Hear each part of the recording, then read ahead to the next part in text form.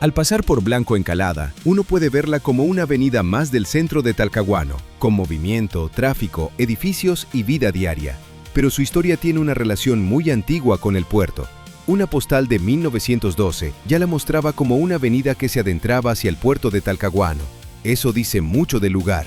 Blanco Encalada no fue solo una calle para cruzar la ciudad, sino una especie de borde entre la vida urbana y el mundo marítimo. Pocos años después, en 1915, aparece registrado el inicio de la construcción del Malecón Fiscal Blanco Encalada. Esa referencia ayuda a entender por qué este sector está tan unido a la historia portuaria.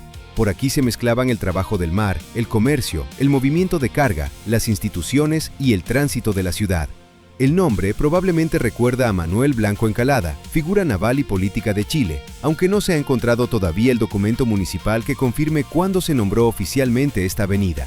Por eso, al mirar hoy sus esquinas, sus edificios y su cercanía al puerto, Blanco Encalada puede leerse como una calle con doble memoria, la del Talcahuano cotidiano y la del Talcahuano marítimo, ese que siempre ha vivido mirando hacia la bahía.